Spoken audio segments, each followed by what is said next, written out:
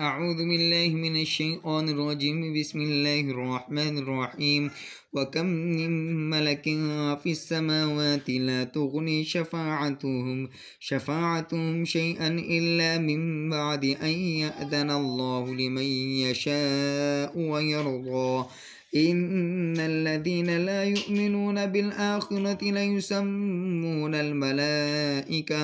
ملائكة تسمية الأنثى وما لهم به من علم إن يتبعون إلا الظن وإن الظن لا يغني من الحق شيئا. فأعرض عمن تولى عن ذكرنا ولم يرد إلا الحياة الدنيا ذلك مبلغهم من العلم إن ربك هو أعلم بمن ضل عن سبيله وهو أعلم بمن اهتدى.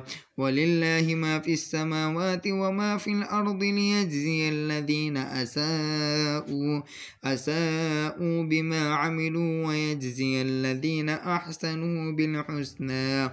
الذين يجتنبون كبائر الإثم والفواحش إلا اللمم إن ربك واسع المغفرة هو أعلم بكم إذ أنشأكم من الأرض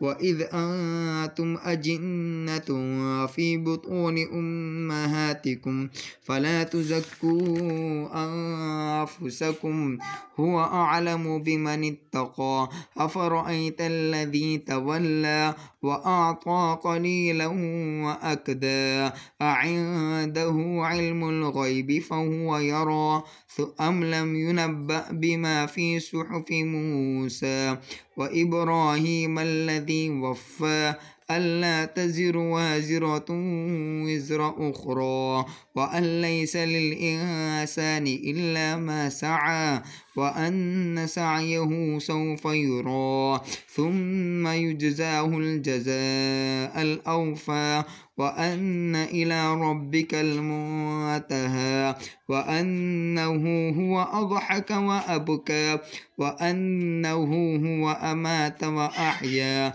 وأنه خلق الزوجين الذكر والأنثى من نطفة إذا تمنى وأن عليه النشأة الأخرى وأنه هو أغنى وأقنى وأنه هو رب الشعرى وأنه أهلك عادا الأولى وثمود فما أبقى وقوم نوح من قبل إنهم كانوا هم أظلم وأطغى والمؤتفكة أهوى فغشاها ما غشى فبأي آلاء ربك تتمارى.